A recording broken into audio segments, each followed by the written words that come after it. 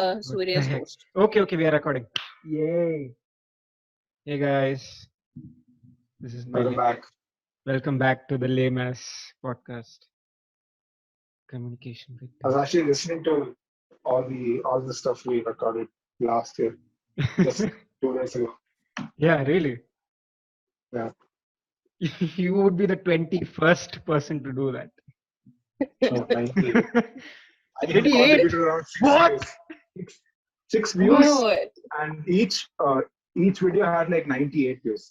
None What? of them crossed 100, but yeah, double digits, late double digits. No, that's impossible. I checked it in August or Yeah, September but last I year. I and checked it was it 2 days ago. It was I 28. checked it 2 days ago. I think the Oh. last one we put out was 28 or 30 views. I think everything else Okay. had like People, I think, started giving 98. up on us. Like, no. I don't know Gopika? if I it don't think reached they them. were. I don't think there was I don't think they anybody were to aware. begin with. Huh? I don't think anyone was aware that this I thing don't was think we there. had people to begin with. Like, it was just the three of us. No, And few of our friends whom we forced into watching. And they did that just for the first 5 minutes and then they dropped off. I'll I have to don't check. think 5 minutes, 5 seconds. Yeah, maybe, whatever. It's all the same. It's all the same. Good times, good times. That ain't gonna stop us. Huh? That is not going to stop us. We'll Yeah. change it. We'll turn it around. These are humble Yeah. beginnings. Just year long. Take a gap Just a year. just a year. Yeah. Yeah. So how have you guys been in general? I'm fine. I'm fine. Thankful. Gopi, what about you? I just had an exam, so I've been binge watching a lot. Okay. What did you binge watch? Parks and Recreation, Okay. the whole of MCU movies. Hmm. Then what else did I watch? We just random videos of the shows that we have already, is already by heart, Hmm. like Brooklyn Nine-Nine over and over again. Yeah. I mean, is it what is that thing? What is it about revisiting the old? Like something that you like and then you keep binge watching it over and over and over again, like Friends or even Brooklyn Nine-Nine, even songs for that matter. I just keep listening to the same old It's, songs over and over I again. think it's, like the comfort of, like knowing what is going to happen, for me The at whole least it's that, predictability of it. yeah, the whole predictability of it, like, the character is going to drop a joke exactly at this moment and you want to, you're coming back just for that joke, Hmm. Okay. like that humor. Okay. And it's also like I feel like so like when we are first watching a series, you want the story to progress, you want like things to happen, there will always be a love plot, and you want to get over that thing, and when you first watch it you just want to get over all the like major stop points, Yeah. but when you're rewatching it you are over that whole thing, and you're just coming back for the whole jokes and how it's actually craft. You're coming back for the craft more than the story, Okay. Fair enough. at least Like, for me.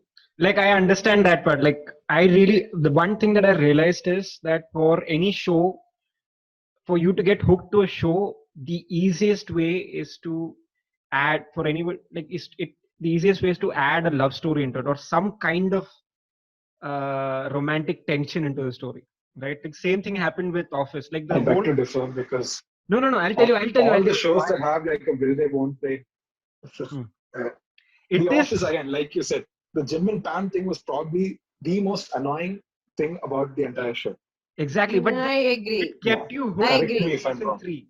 Like for me, that Yeah. was the thing. Like, oh, now what? Okay, now, and then they stretched it even further. Like first they kept Pam with that guy. I forgot his name. Roy. Roy.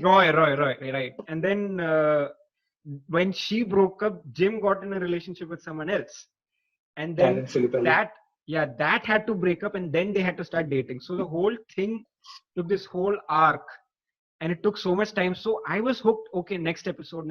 Even Angela No. Dwight. Even Angela Dwight was a hook I for me. Like, oh, okay, for Bill me Hader not. for me in Office, like there was this point where Jim breaks up with his girlfriend just to be with Pam. Yeah. I got kind of really annoyed by that. Why? Because I don't know, it just felt like they introduced a character who Hmm. was actually a well-rounded character. Hmm. Honestly, Like she Jim was is an asshole. yeah, exactly. And like, but throughout the series, he is projected as this romantic person and everything, and he was such an asshole to this like very normal character that they introduced just for his sake. you know Hmm. and it's just like, and all of a sudden without any remorse he just moves on directly. And the very next second he breaks up with his girlfriend, he asks Pam out. Hmm. Okay, and it's just like it was a very kind of a, Dick move. Yeah. I I mean, don't No know, dick it's move. just Yeah, I was thinking the same thing. Dick move. moralistic. That's the word. That's it. no. But the point is, look, what the way I saw it was that I was thinking of the same thing. But the thing is, okay, it's I don't know if it.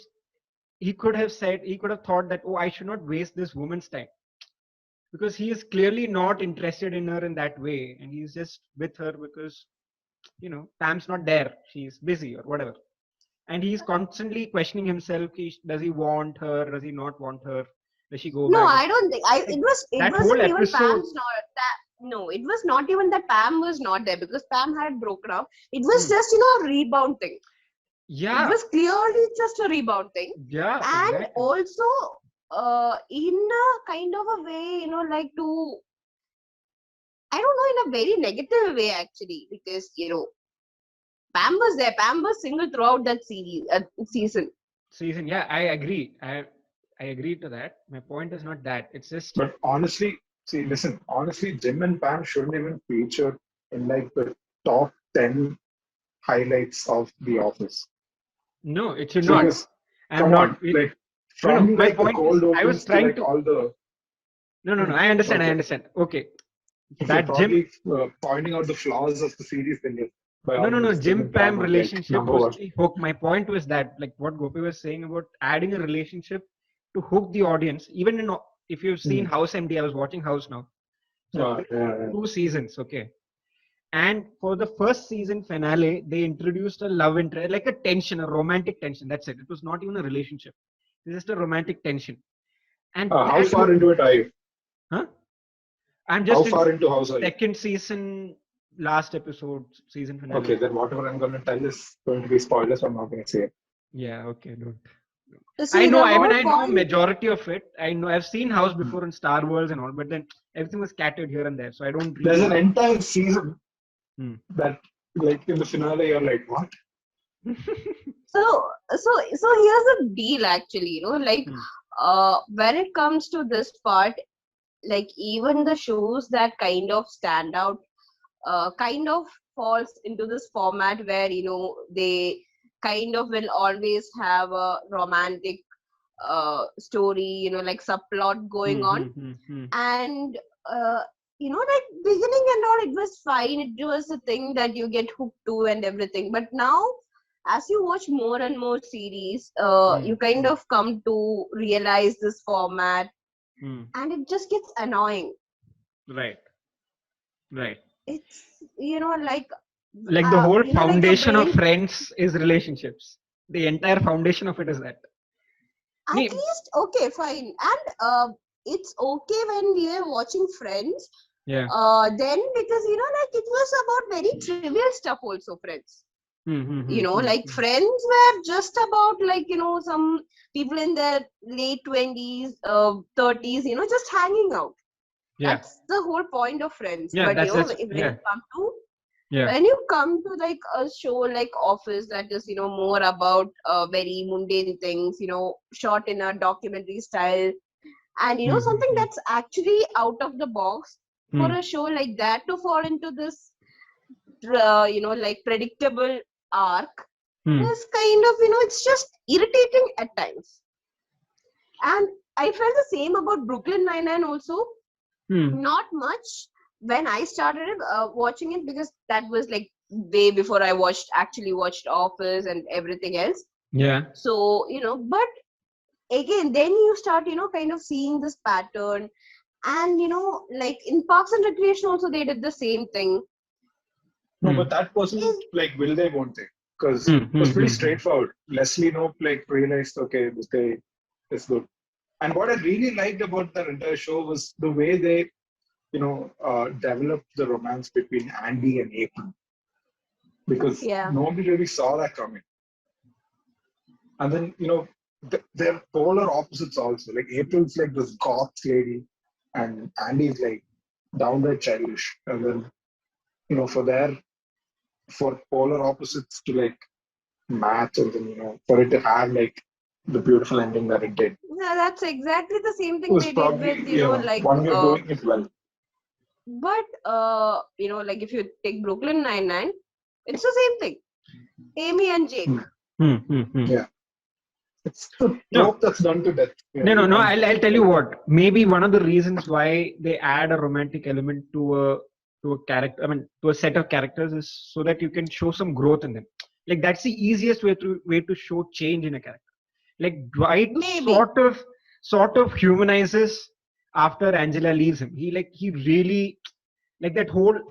If you look at the episodes after that, he really comes they show him as a human being who cries, like that whole episode where he's crying in his room, and then the whole sales pitch wala, I mean whatever, he's trying to beat the computer and all that episodes. They humanize him so easily. It is so easy to humanize a person who is in a relationship.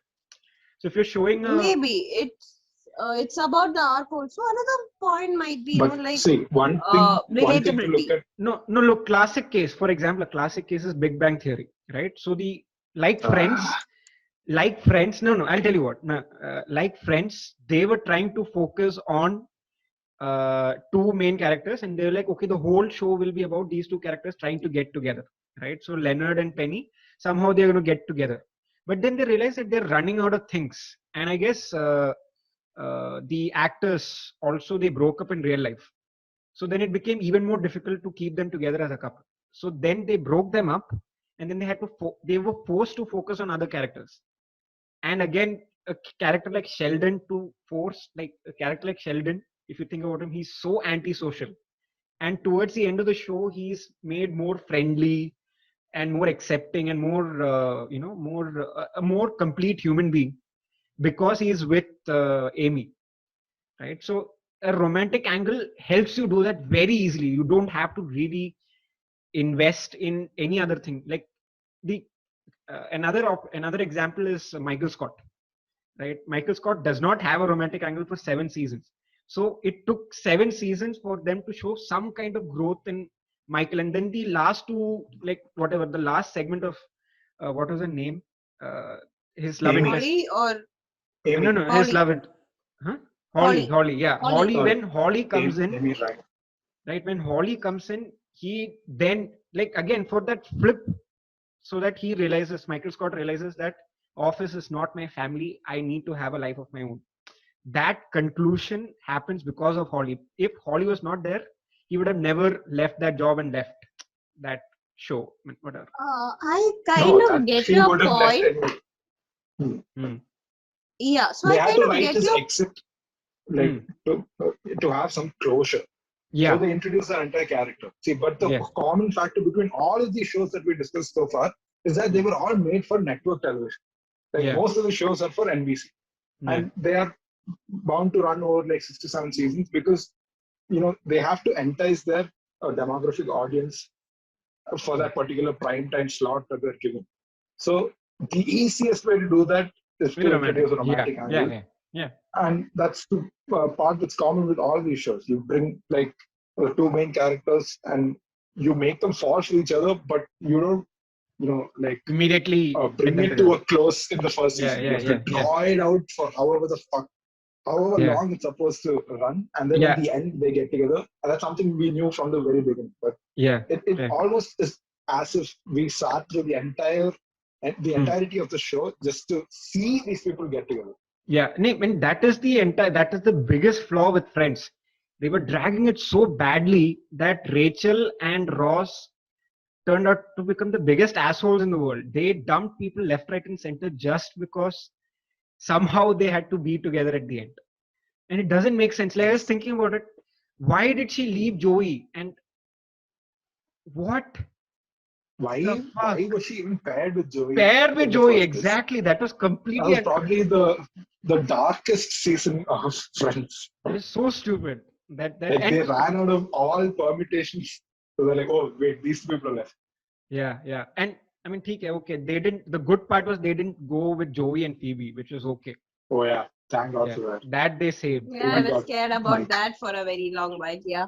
Yeah. I mean, my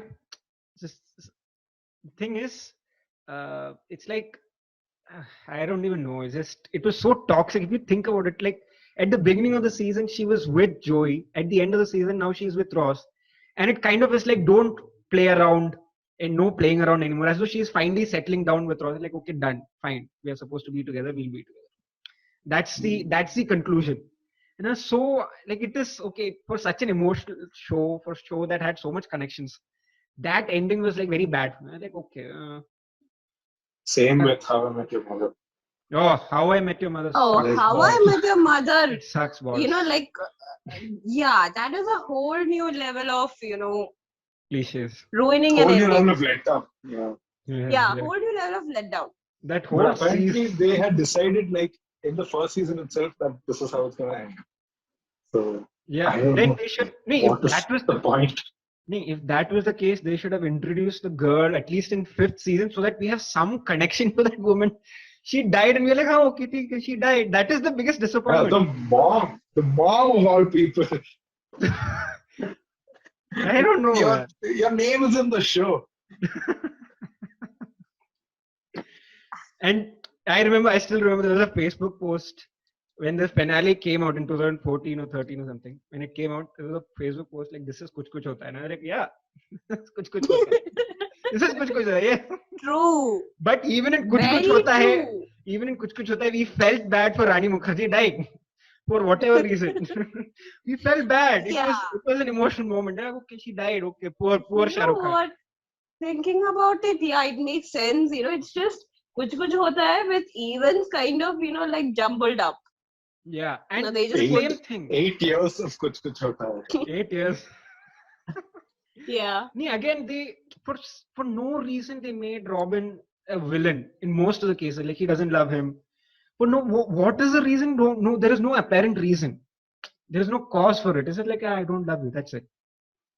If you don't love him, then leave her. Just go. The whole thing. Yeah. Okay, we came to a standstill. Why? I'll have to edit that part.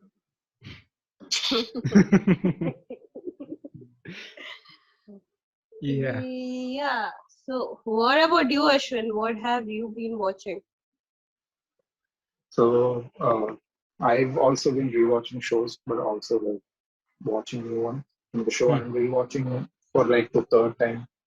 It's called Community. You've heard of it. It's one of the best sitcoms of all time. Thankfully, without a laugh track. And it's got like some of my favorite actors also in it. So, yeah. Community is. I watch it. Is that series with where a guy goes into a community college? They all go to community college. Yeah. Yeah. Okay. I've seen that. Yeah. Okay. There's a meme on that as well, right? Like the fire one. There's a fire meme. Like somebody sets a fire and then this. Okay. Fine. Never mind. Yeah. I used to watch it when it was on Comedy Central. Like I vaguely remember. I don't. I think it was on Star Wars. Yeah. So basically, I used to come back from school and then wait for this and then watch it. And it ended, and there was like a lot of controversy also because the creator was like fired in the end of the 3rd season, and then they brought in new people, and that sucked. So they brought the creator back. And the creator is Dan Harmon, the guy who also created Rick and Morty. So it's like classic stuff, like amazing dialogues, like laugh out loud jokes, and like the arc of an entire episode. They incorporate his story circle and all of that. like an entire each episode is shot to be like a movie. So there's every character goes through like this entire journey and then comes to a conclusion and they're like a different person. Yeah. Like six seasons of that, and I'm watching it again for the third time now because it's on Netflix. Besides that, I binged I binged Invincible, the animated show that's executive produced by Seth Rogen. It's in Netflix. It's a superhero movie. Superhero series. Amazon Prime. Yeah, it's a superhero series. It's an Amazon Prime movie. Okay. It's like The Boys, but it's animated, and the superheroes really aren't like all the villains. But yeah, there are similarities.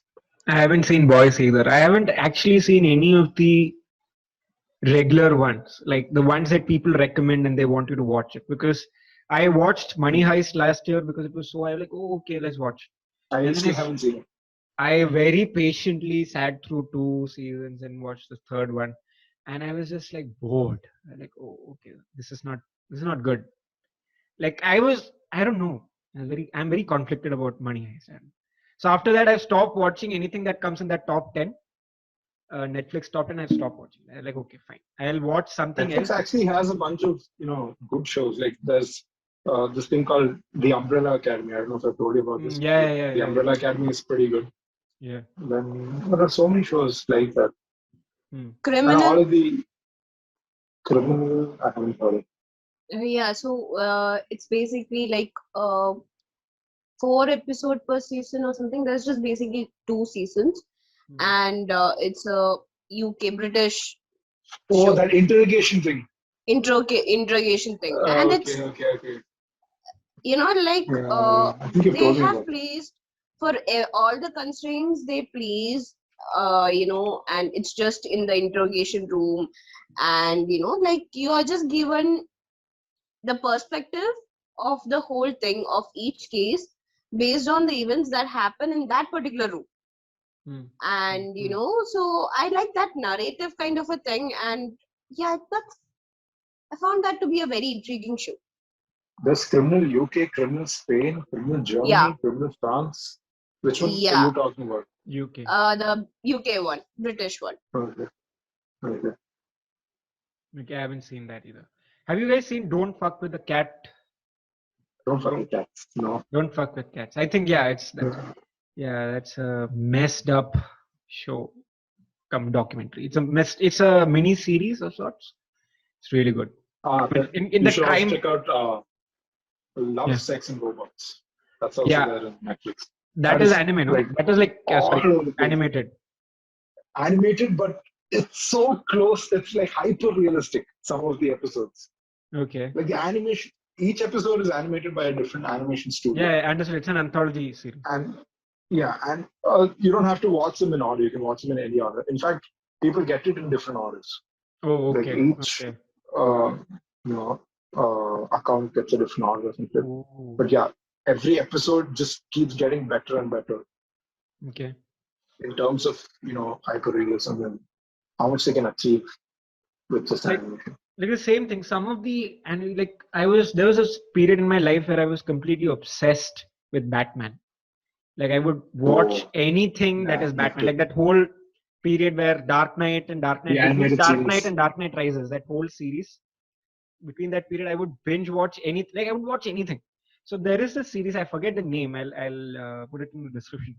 There's a series, anthology series of Batman, and some brilliant animated stories. I mean, outstanding. Like one of them, the first story was about how people perceive Batman. So it was a bunch of kids who perceive Batman as a monster with a wing, and then different kind of stories. Like one of them has Batman come to India and learn fighting from an Indian widow, like a saint's wife or something like that. Some insane stuff. Some really good stuff. Yeah. There's also the Dark Knight Returns and the Dark Knight Returns Part 2. Do not watch those. Just read the comic. I saw it. The comics I actually like Dark Knight Returns for Part 1 and Part 2. The comics are on a different level altogether. Comics are mind blowing. You should watch read the comics. And there's another one, The Killing Joke as well. Read the comics. They just Killing Joke. I've Read the seen comics. show, No, that's the what I'm saying. movie Just wasn't all that great. It didn't work for me. I have to read the comic, but I'm not No, much of a because reader, I think in the comic they messed the whole thing up with Batgirl and all that stuff. The book doesn't have any of that. It's just 45 pages, pure menace. Like Joker is defined like never before. Like I think that was the basis for Heath Ledger in Dark Knight. Yeah, his origin story is also in Yeah. Killing Joke. Yeah. One of several like it. Yeah. Okay. Then, Did you guys watch the in Marvel Universe the new ones? Nope. I saw WandaVision, but not Falcon and the Winter Soldier. I've not seen WandaVision either. Falcon I'm and yet to watch WandaVision. WandaVision also like the Falcon and they spent like 6 episodes setting up this whole thing in WandaVision, and then they actually made the whole trope of the TV show and sitcoms and of all the years, and that like mapping to her brain and her state of mind and all that. They did that amazingly well, but then the ending seemed very rushed, and it's also supposed to set up a lot of other things. So yeah, it was good, but not that great. Okay. But I must say, Elizabeth Olsen was awesome. So was this guy, Paul Bettany. Yeah. He was also good. And they have like this next level twist in like one of the middle episodes, but then it just dies out, fizzles out so fast. No, I don't want to watch it all the more. Damn it. No, because I'm somehow same thing apparently with this thing Falcon. Yeah. I heard. I don't know why, but I have a conditioning that I want to watch a MCU film in the theater. It's just a conditioning in my head. Because for most of my college life and a large part of my teenage, that is what I did. I've never seen any of these films on TV or on laptop. I've never done it. Like I don't rewatch this one. I only watch them at the theater. So I don't know. I really don't want to watch. The only Marvel movie that I watched in a theater, and this is one of the biggest regrets of my life, maybe, was the Ant-Man and the Wasp. Why? And I hadn't watched any other Marvel movie at that time. But honestly, Ant-Man and the Wasp, the post-credit scene was probably one of the best post-credit scenes ever. Yeah, because it was better than the entire movie.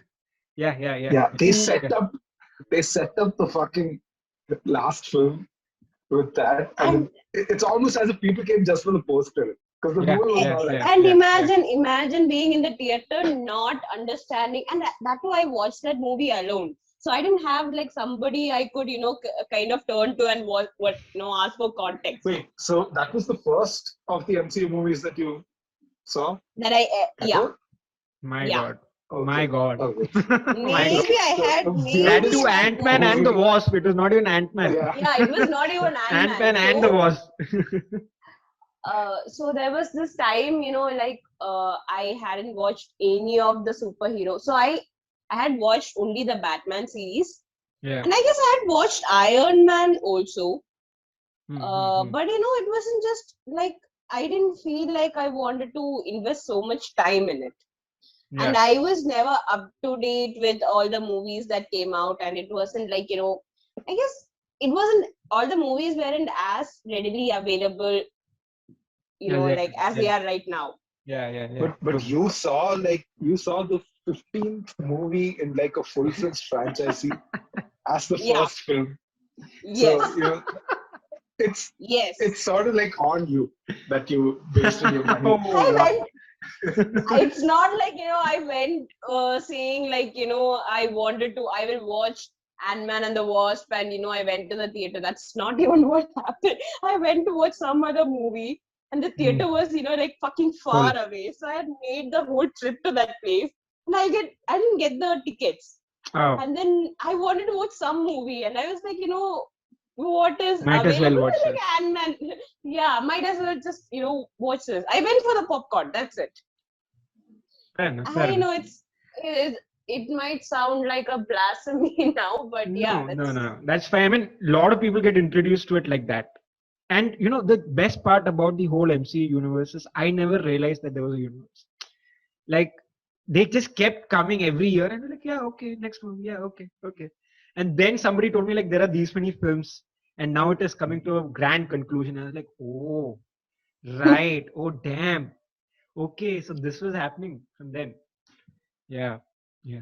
What is your favorite MCU film? Hands down, Black Panther. Gopika.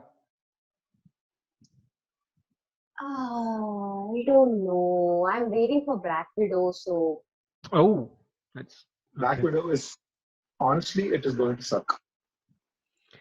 yeah. I don't know.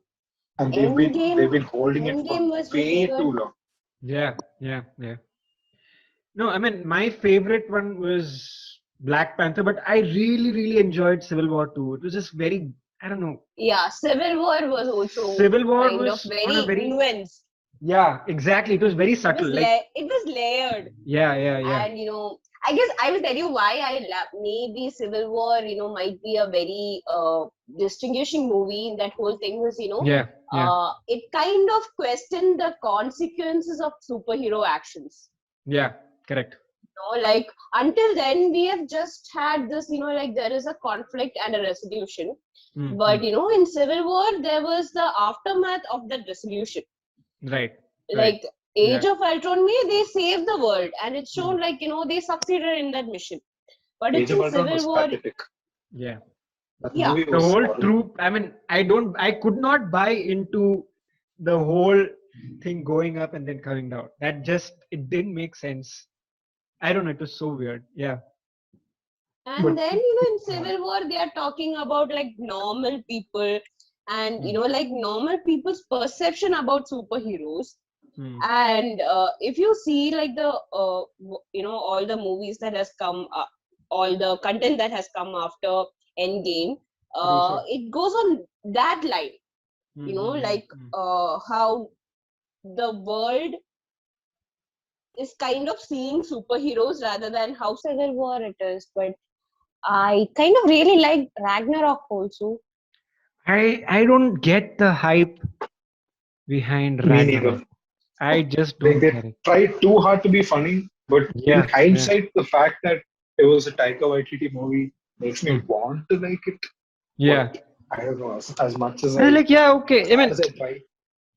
No, I guess the reason why I liked Ragnarok was, I hated Thor movies before.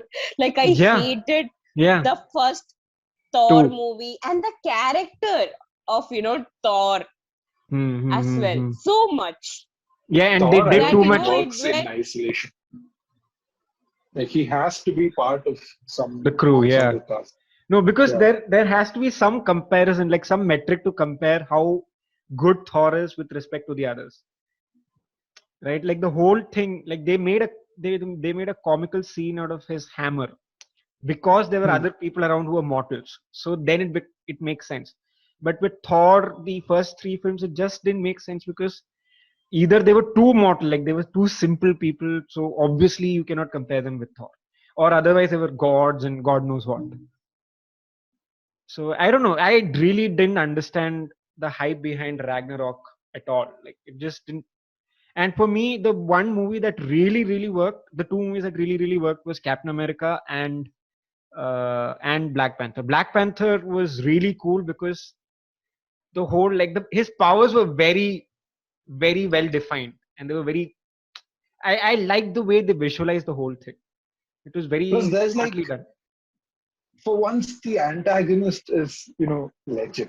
Yeah. He has a moral ground. Yeah. He's approaching this whole thing with a high moral ground. It's not like, he wants to rule the world or anything. He has a shot at the throne. He deserves it, but he was denied it. And it was part of this entire secret that was kept by the king and all of that. So, I guess that the whole thing is based on that is there with Loki as well. Loki also has that. Exactly. Loki as well. Loki is a vegetarian. But yeah, see, without Thor and all of the other gods, you don't have the MCU because they're the ones that set it all up. If it wasn't for Loki stealing the whole Tesseract, none of this would have happened. So as part, as cogs of like this humongous machine, yes, Thor and Loki and all those people are needed. No. I'm saying as an antagonist who has a moral ground. Antagonist too. Loki, you really can't, call an antagonist completely. I mean, you can't really in compare Avengers, him with he is Michael the B. antagonist. If you look at Avengers, like that is what I'm saying. In Avengers, he's the bad guy. He has like this entire arc where he, finally turns around. Correct. Over multiple films. He sacrifices his life. Yeah. Over multiple. Plus, he's getting his own show. Yeah. No.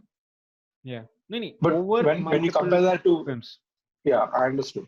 But when you compare that to Michael B. Jordan's, a standalone villain who comes just for that movie and is actually someone who, is comparable to the hero. Unlike the other MCU movies where the villains are all just, insignificant. They're just there to like set them emphasize the heroes. For one thing, Thanos is, like I would argue Thanos is like the overarching villain. Overarching villain who has a whole, like he has his own principles that kind of make sense on some level, and who is given a very human arc also about this whole thing, and he's not exactly enjoying everything either. It's like he's not doing because he's a sadist or anything kind of. There is some sort of a humanization that is given to Thor, but not Thor, Thanos. But about this whole Black Panther movie also, that is something, I think when I first watched it, I didn't like Black Panther because there was a lot of hype for it also, and a lot of people saying, it's the best movie that has come out and everything. I guess the reason why like I didn't like it was partly because, there is this thing of hero always winning. Even when, like it makes sense for the villain to win. Right. But still, for some reason, the series can only go ahead. The series can only go forward if Black Panther wins. So he had to win. Yeah, Black Panther. Yeah. So that was something that, because I kind of, this whole moral conflict thing, I thought, that guy deserved it. Fair and square. Right. And so, so that was one of the reasons why, I kind of didn't like it the first time I watched Black Panther. Yeah. And maybe, after, when I revisited that movie, I liked a lot of things about Black Panther. And also the fact that, he was also morally conflicted with his, right to the throne and everything. Yeah. Maybe I got the whole grayness of that movie later. But yeah. But I believe it's a very well directed movie. Like the way they've shot it is so beautifully done. All parts are stitched. Even then, it has a lot of loopholes. Right, the story in general has a lot of Marvel cinematic universe type loopholes. Like how did the hero reach here so quickly and stuff like that. But other than that, I felt it was so beautifully stitched together. And one thing that really stands out in that movie, it's a soundtrack. Like that is on a different level. The soundtrack for that movie is on a different level. So Kendrick Lamar and Ludwig, Ludwig Göransson. Yeah. They did a wonderful job. Like the whole series, like the whole film, all the themes are just on a different level. And Gopika pointed out something very interesting about Thanos. That Thanos was humanized. But what I really, really, really loved about Thanos is there are two versions of Thanos. The first version is what you see in the first film, who was there for the first 6 films, and he is on this insane journey of collecting all the Infinity Stones one by one, and he's losing people as he progresses. He lost his own daughter, and when he finally reaches that culmination, he truly deserves that flick. But the Thanos who actually comes up in Endgame, like the final film, the final scene is the guy who has not done any of these things. He's just merely on a, he's not actually he actually didn't work for any of the Infinity Stones. They just happened to come to him, and now, so he was more negligent. I wouldn't say negligent, but he didn't deserve to win, and hence he lost. And I really, really love that part. Like they didn't. I don't know how to put it, but it was so beautifully done. Those two Thanos were dealt in a very interesting manner for me. Like it was really well done in that sense. Both Thanos have a very different arc, and that is why one is more experienced. He's lost so much for this one aim. So this thing means a lot more to the Thanos who is at the end of the end game, who is there at the end of the end game. So But he's if you not see, prepared. like, if you see kind of the reaction of, like, after the flick in both cases, you Yeah, see Thanos' reaction, it's kind of very similar though. yeah, Like the Thanos, like, who kind of we see in Infinity War, not actually I don't remember if we see him so much after the flick, mm. but like the way he's shown as, in his place in his garden, Yeah, yeah, yeah, like, yeah. and also Retired. the guy, the retired Thanos, and the one we see towards the end of, like, Endgame, after the Yeah, flick he's just about to disappear. They yeah, kind of have the same mood to him, like, even when he has accomplished his goal, mm. and even when he lost, he Yeah. isn't happy in either of these scenarios. Yeah, but then the Thanos who lost in the second part, he is unhappy because he lost. He didn't, like, it was not that he got what he wanted, but he lost too much. It was because he lost. The Thanos in the first part is sad because he lost what really meant. Uh, he lost something that really meant a lot to him. So it really hurt him. That whole process really hurt him. And he's like, okay, I've done what I had to do. Now I just want to die. And that is what they do. They kill him. But it doesn't do anything. It doesn't undo anything. Right? More of a mercy killing than anything Yeah, else.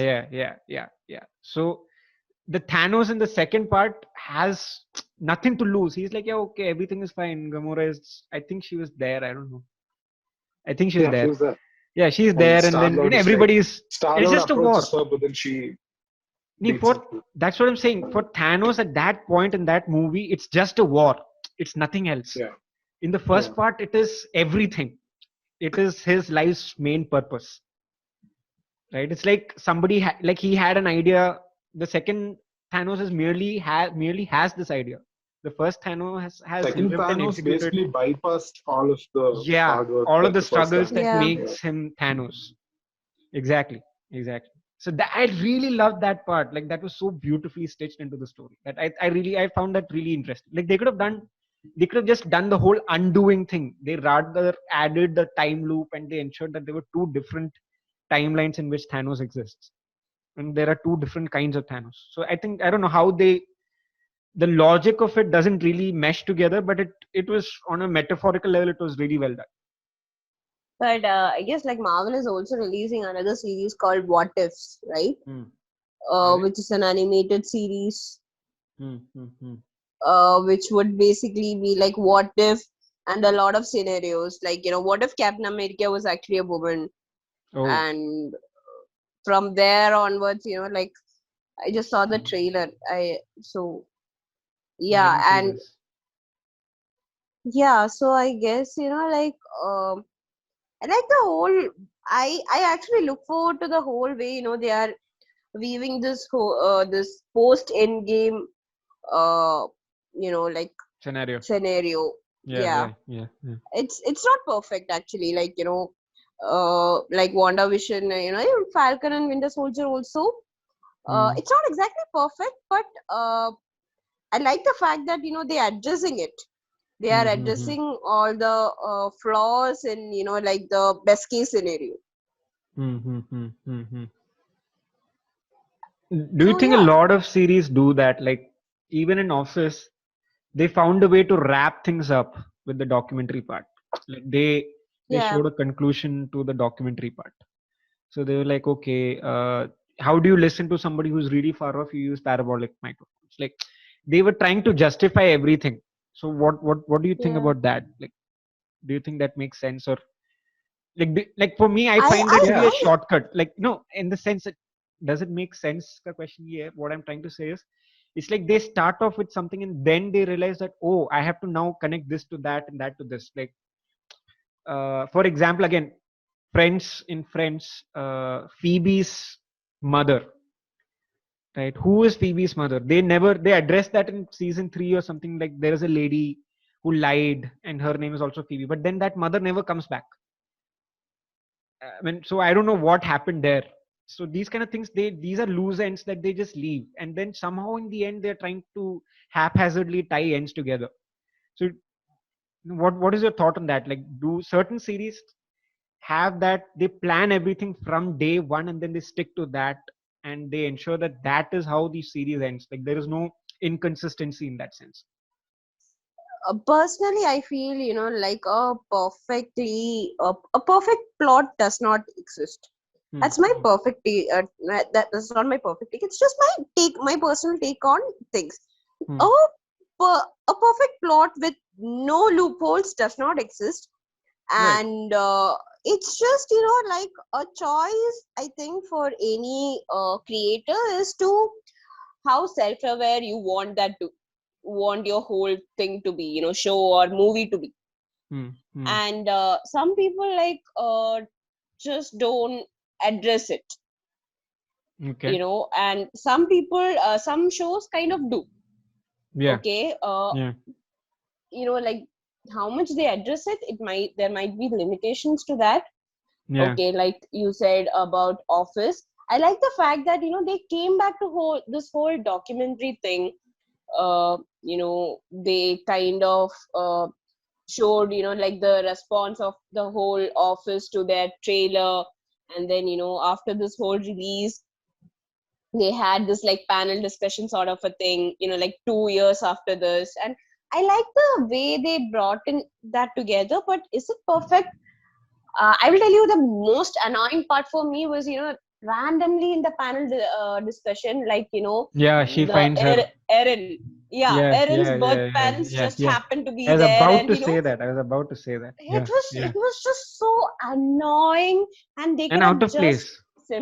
out of place. They could have just not done that. But it's, Yeah. like somewhat like the merits kind of outweigh the demerits. So I like the fact that they kind of think it's not perfect, Hmm. but it's kind of like good way. Yeah. But like when it came to the next show, like Parks and Recreation, which is like in a very similar mold. It has a same exact same to same mold. uh, Hmm. they never kind of address this whole documentary crew, or how do they kind of capture these moments or anything. Hmm. Hmm. Hmm. They just simply leave it, like unanswered, and like just like that itself. Yeah. Yeah. Okay. Okay. I feel like, that's okay, fine, that's a liberty they took. Hmm. And No, was as it a like whole, you because they just want. explained they already have covered that in Office, so they were like, okay, it's understood. Like, it could be that the same crew went on to make Parks and Yeah, Recreation. they probably didn't want to like make it seem repetitive or make it seem Overemphasis, Yeah. like Yeah. a maybe. Yeah. ripoff Yeah. completely. Yeah. Yeah. Yeah. But yes, the thing with The Office approaching the storyline like that was because after the seventh season, the, the MVP of the show Hmm. was no longer there. Hmm. So No, they had to like come up with but did that so really affect the show? I I doubt. don't think for so. a Because while for a while it did. I was like, what is the show without Michael Scott? And I was like struggling to find it. Like there's this one episode where uh the Mike guy like falls in love with Pam or something. Like yeah, I yeah, was yeah, like, yeah. what Yeah. the hell? Why Nee, are you doing this? that was them trying to introduce the documentary The element of whole it, because documentary thing, yeah, I mean yeah, they're addressing that it is a part of the whole story. yeah. Yes. But you know, the fact that Michael Scott wasn't there warranted, storylines like that to be put out there because Hmm. like I said, the MVP was no longer there and you have to like keep the people hooked through the show.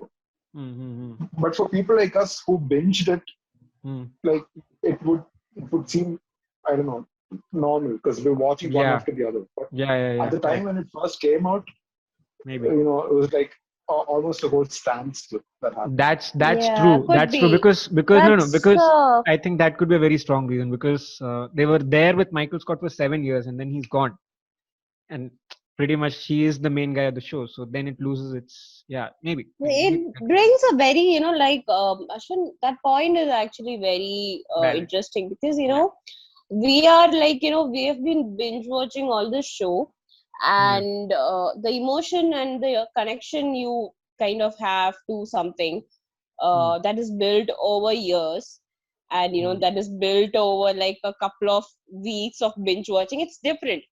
Yeah. Like for me, like the way I approach Brooklyn Nine-Nine, which might be the show I have been following for the longest now, maybe. Yeah. And like how I feel about Office is kind of different. Right. Because like I have been watching every single character on Brooklyn Nine-Nine for 4-5 years now. Yeah. Or even more. True. And like Office, as much as I agree, like this thing, that time element is not there. Yeah, that's a very valid point. Yeah, but then really speaking, the quality of the show didn't go down because I was still laughing as Andy became manager. That was a new dynamic altogether, and I was like, okay, this is nice because the basic premise. There were episodes like an entire season where that guy James Spader. Yeah. The Saber. He comes in and then Robert California. That's his name. Yeah. Robert. That was shit. Like that entire season was shit. So I started like losing interest because that was not going anywhere. But and you know what? Andy's character somehow like his entire thing just changed. Yeah, exactly. So and even when and if you think about Andy is the most poorly written character annoying.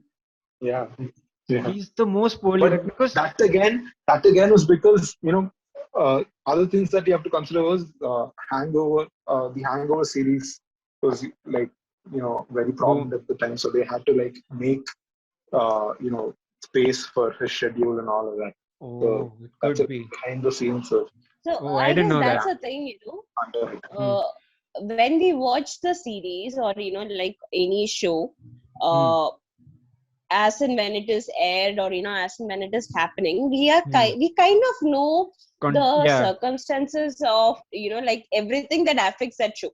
Like there was this report that came in that like Brooklyn Nine-Nine, they rewrote the entire season 8 after the whole Black Lives Matter movement came across. Oh, okay. They scrapped the entire script and started from beginning. Okay. Because after that whole thing happened. No, but I've not seen the season. I've not seen the season, so no spoilers. It's still in production. So okay. It's still in production. The entire premise of the show is about cops and their daily lives. And given the situation that America is in right now, a show like that wouldn't work. Yeah. So that's the thing. Like their part to like go back to the writing table and and not just that, I mean the show, the main thing is like every show has to mean something, right? Like at the core of it has to mean something. Brooklyn Nine-Nine's thing is criticism, satire of the city, the cop system, the whole, that is what they use as comedy.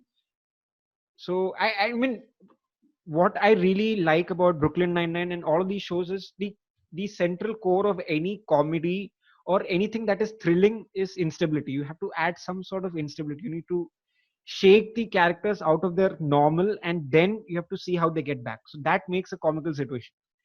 And they do that continuously over and over again. So this is again a new instability that they're adding. So I think that would make it interesting. Yeah.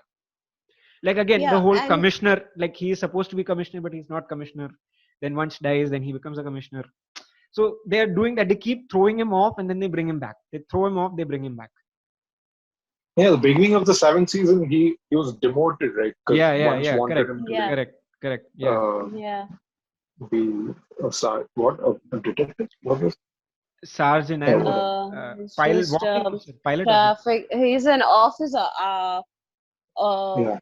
something. He didn't serve long Uniformed, enough. uniformed Uniformed officer. officer. Yeah. He didn't serve long enough as much as the others, so he was like, Yeah. So yeah. But then my whole point is that like for someone who will watch this whole show, like 2-3 years down, like binge watch the whole series, so they might be seeing the entirely same set of episodes. Right. They might know that this thing kind of a thing happened, and and Right. they might be seeing it from a very different perception. Hmm. So like that also kind of matters to that is also a very important part in the criticism and like the review of any shows that comes out as and when it is aired. Right.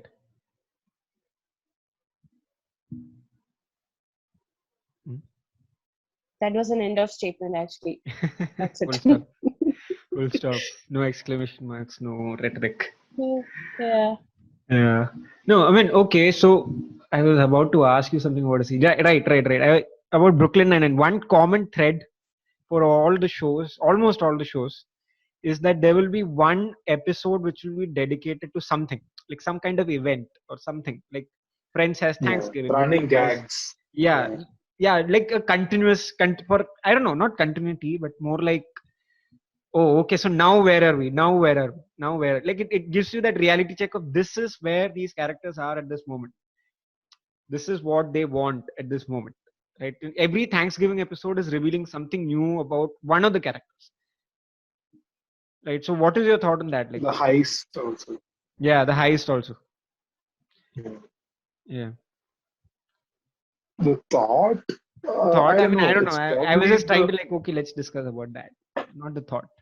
It worked the first time, so the writers now have an incentive to like. Now they're not. Gag. No, I think they've just gone too far with the Halloween thing. Seriously, yeah, highest, like I don't think I don't know if 8th season is going to be the last season, but I would really appreciate if they just scrap the whole Halloween heist thing. No, but they can't because it's a part of the right. Like that's what I was saying. It's so pivotal. I know it's just a ritual thing, and Brooklyn Nine-Nine has done this thing where they have put the heist event like not happening around Halloween. Yeah, they did that in the last season, I think. Last two seasons they have been doing that.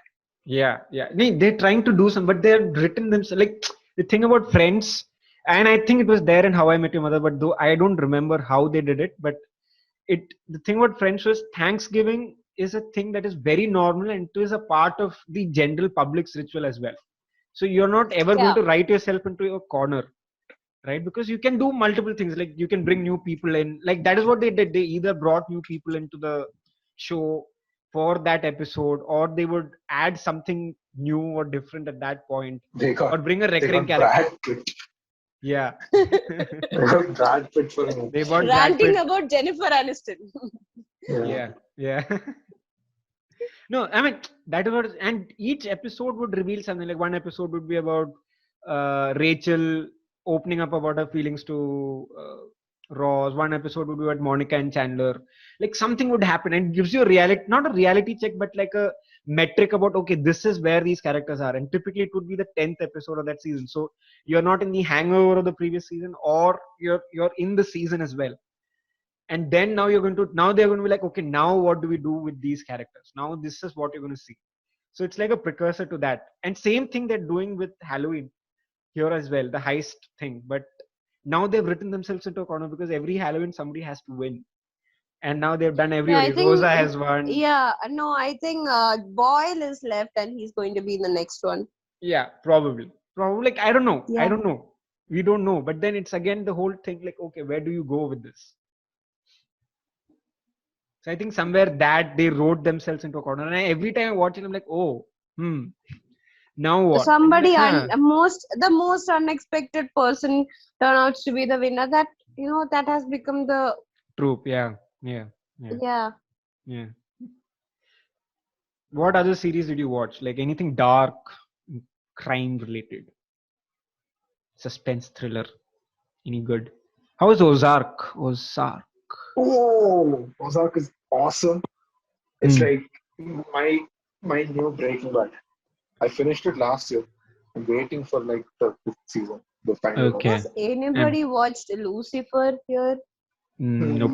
No, I see the thing haven't with these either. shows. No, like I watched the first episode, like first two max, and if it doesn't like Yeah. reach out to me, I'm not Right. gonna waste any more time. Yeah. Yeah. No, it has to Like have the like first two episodes.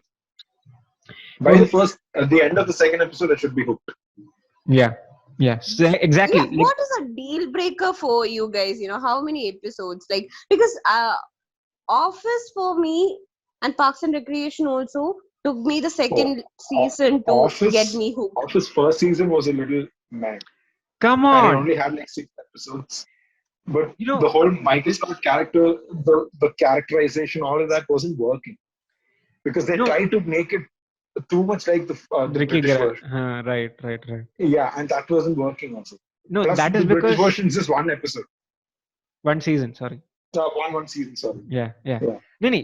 What I really like, Ricky has a very different energy about his existence. Like his body language itself is that weird guy, so it works for him and it becomes very comical.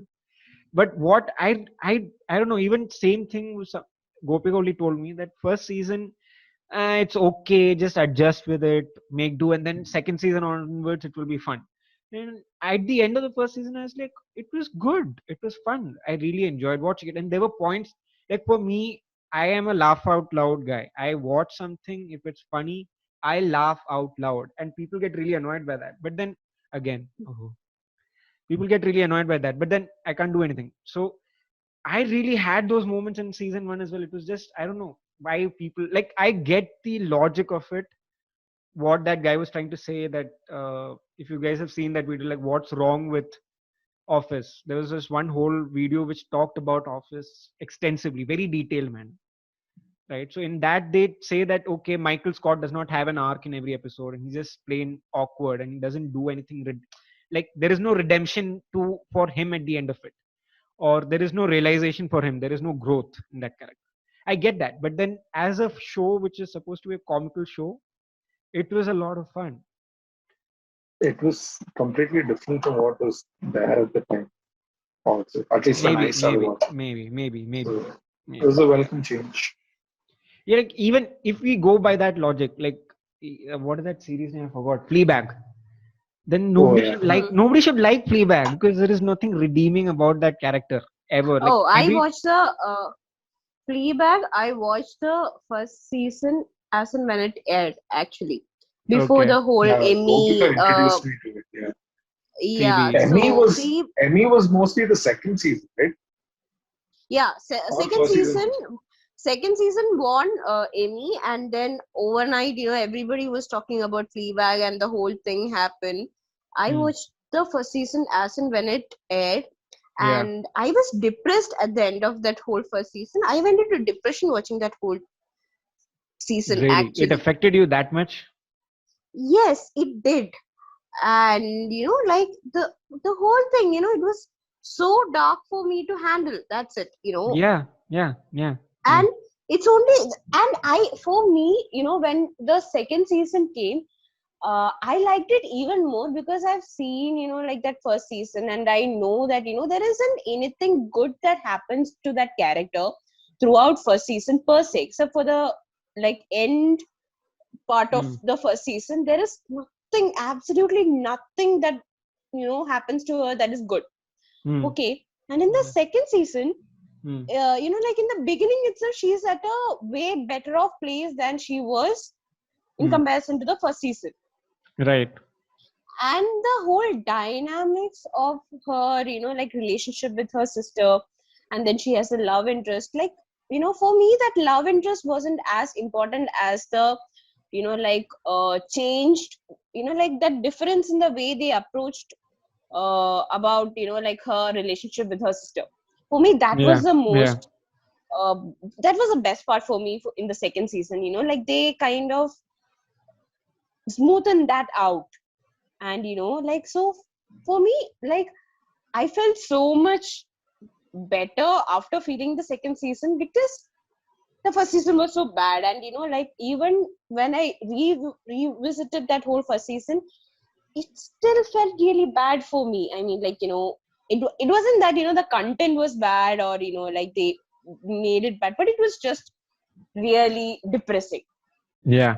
Yeah. Nee, that's what I'm saying. Like, okay, even then you felt sympathetic towards that person to a great extent, but then Yeah. you really don't feel that. So that's what I'm saying. I don't get the point about redemption. Like, you don't need to have you don't need a redemptive It's arc not redemption. at every It's not point. the redemption. It Hmm. is about, like highs and lows, basically. Yeah. Okay. Like It's not you cannot gimmicky. always. Like, it's real. Hmm. Like It's real characters and real actions and real consequences. Hmm. So No, but the thing is, like, for me, like for me, it has to be, like if it just not just lows, also, like if you just give a character highs one after the other, you kind of lose interest in that character. true. I agree with that. What I'm trying to say is, like, I don't get the justification of why people don't like the first. I don't know. I mean, I get that whole Michael Scott and his hair comb back. That part, yeah, I get it. But other than that, I really don't see, because it was funny. It was super hilarious for me, and I really liked what they did with those few episodes, whatever was there. Like small things, like Kevin is the better basketball player, but they select the black guy because he's that's the stereotype. I like those kind of things. It's just really funny. It was really funny. Like the mere thought of it is just funny. Right? So they were really smart about it, but I don't know. But okay, yeah, whatever turn they took was for the good. I mean, I don't know if it would have lasted that long if they'd gone the other way. Yeah, that is true.